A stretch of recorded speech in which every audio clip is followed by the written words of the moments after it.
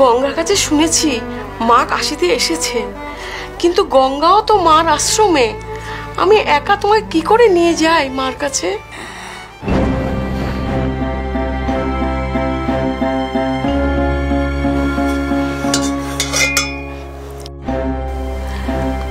হ্যাঁ করো তো, একটু গঙ্গা জল দি। মা মা দেবে, মা দেবে।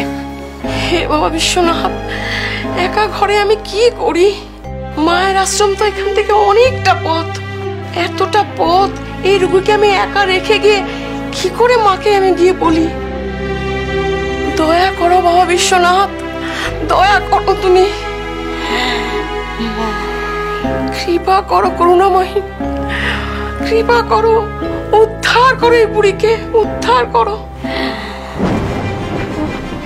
ওইদিকে মা, গঙ্গার ঘাটে যাবার রাস্তা ওইদিকে না, এইদিকে। না না, ওইদিকে।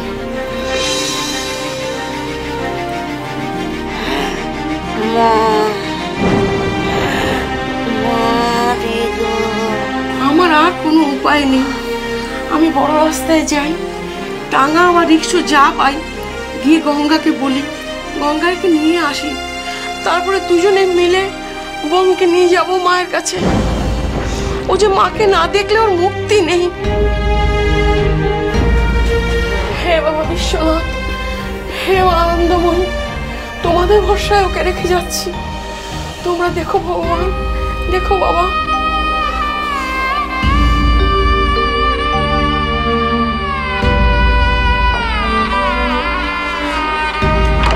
ও মামা, তুমি ওইদিকে কোথায় যাচ্ছ?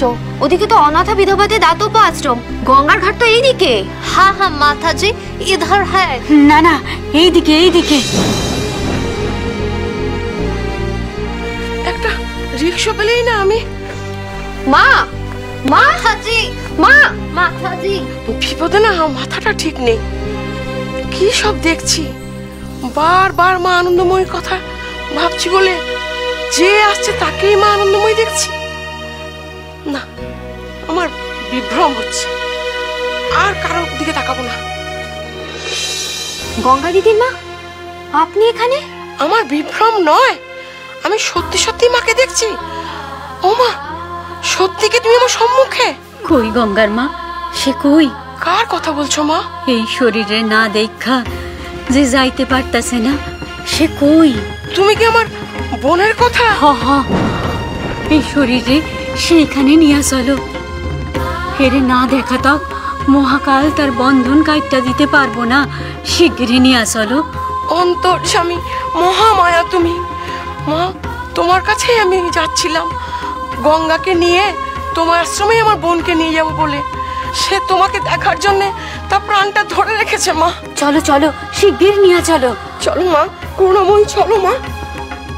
শ্রী শ্রী আনন্দময়ী মা, সোম থেকে শনি সন্ধ্যে 6:30 আকাশ 8-এ।